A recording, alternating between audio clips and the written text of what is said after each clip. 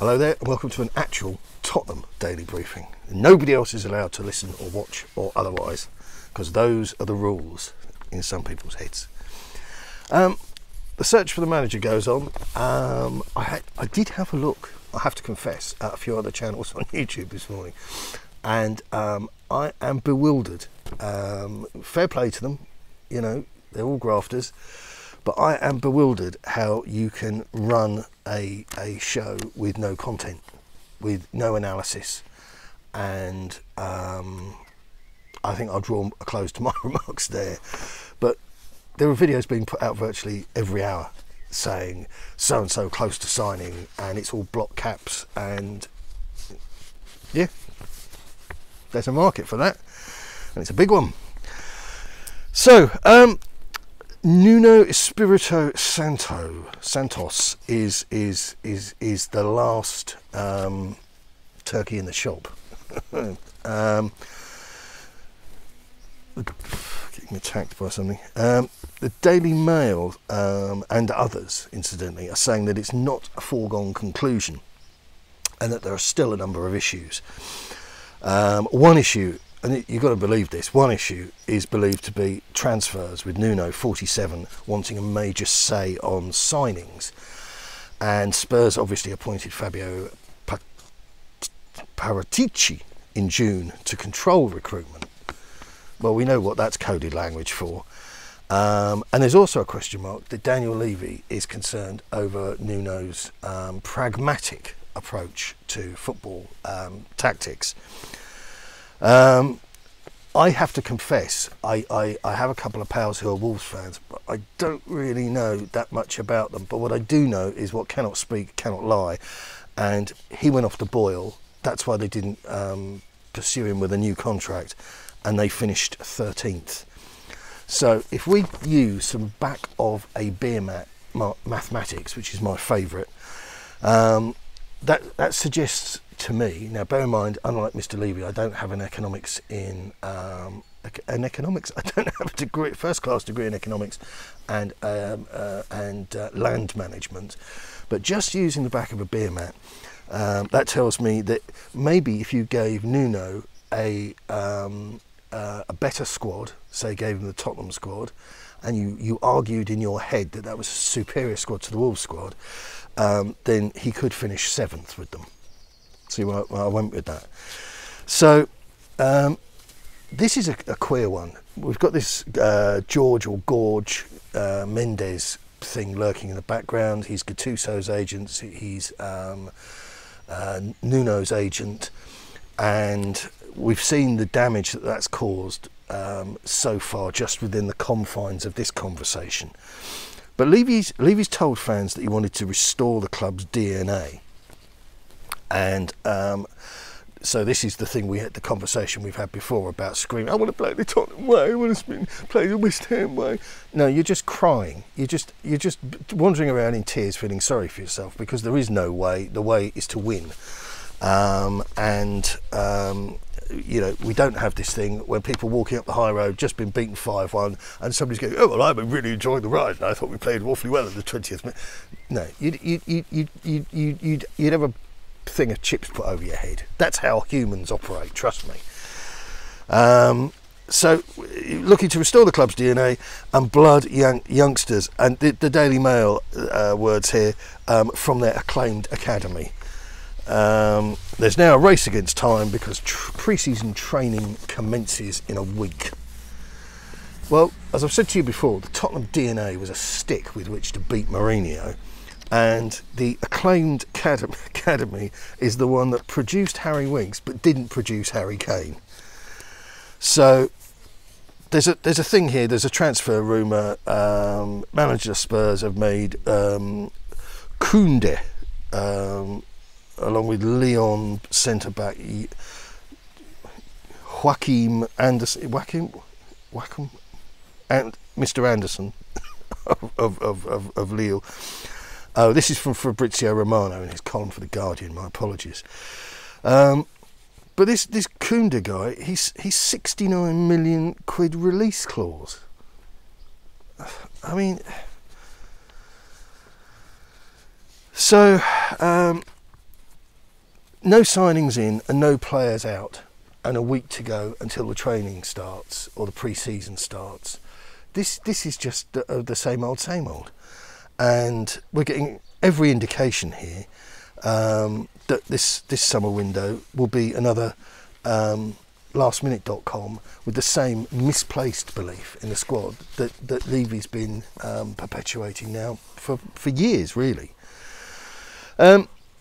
I don't use Reddit a lot. I think nothing personal. It's just I think it's a little bit more for the sort of kiddywinks in the fan base, and I apologise if I offend you with that. But there is an awful lot of here's a picture I made sort of thing going on there. But there's a Wolves fan gives his appreciation of Nuno, and there's quite a long piece, and I appreciate the guys taking out the time to do it.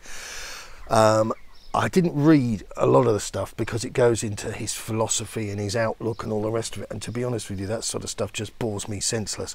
I just want some little sort of sparks of life, some hope there that I can cling on to, that tells me that he could assimilate and make a meaningful difference to Tottenham. I'm not really interested in, you know, the heartfelt murmurings of a guy that finished 13th in the Premier League once. But the guy says here, unless Nuno is hiring a new progressive first-team coach to assist him with the transition to playing a more possession-orientated style of football, he's going to use the same methods he has all his career. And this is the point. Apparently, he's one of these guys who's operated with the same team for a long time.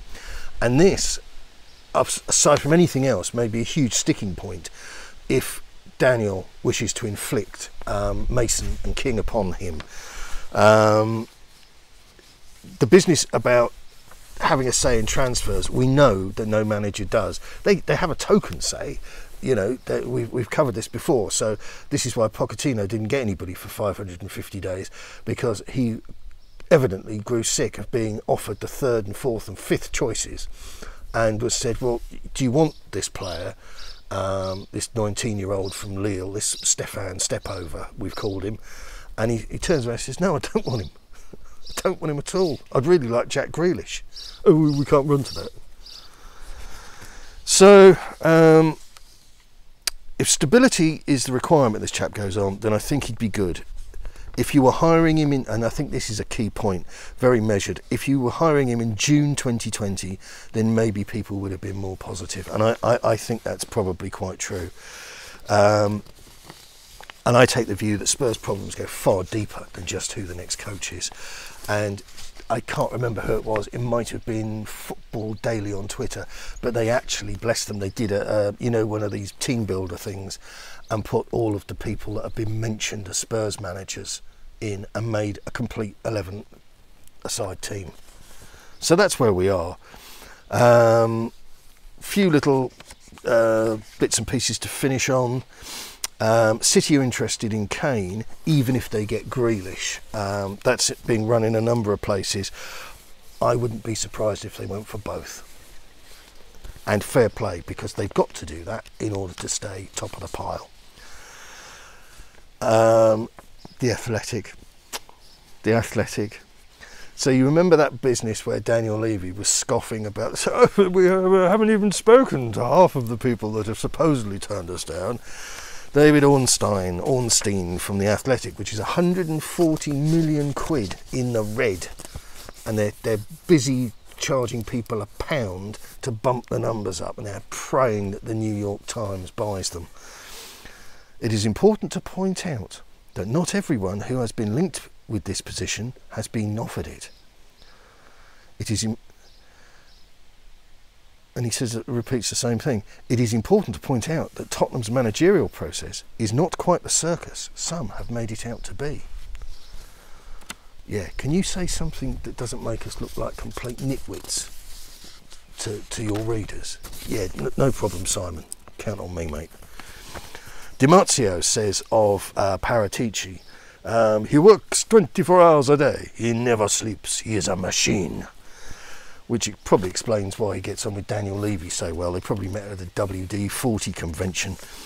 And heartbreak, if those who view my little thing I've done on Leeds there and appreciate the chords that were struck, this absolutely killed me.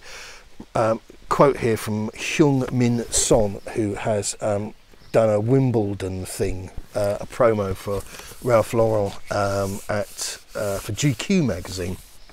And the quote here: "I just want to focus on the right now. I want to be focused at Tottenham because I have a lot of things to achieve, big aims and big goals. Tottenham is my dream team right now, and I just want to focus on that." I could actually burst into tears for the lad. How long does he think he's got? How was he, 28, 29? How long does he think he's got? This poor kid. Jam tomorrow. Don't worry, there's nothing in the cupboard, but we've got jam coming tomorrow. Right, that's your lot. If anything seismic happens, I could be back. I keep saying that and very rarely am, so maybe I should stop signing off with that sort of thing. But anyway, enjoy your weekend, and if you do get a chance, watch that Amazon thing on Leeds. You don't have to be a Leeds United fan at all to enjoy it. You just have to be a football person. That would be my recommendation to you. So yeah, sign up, hit the buttons, do all the things, ring the bells. Yep, that's it. Star jumps, all that sort of thing. Keep yourself exercised. I'll speak to you as soon as I can. Good luck. Keep it on.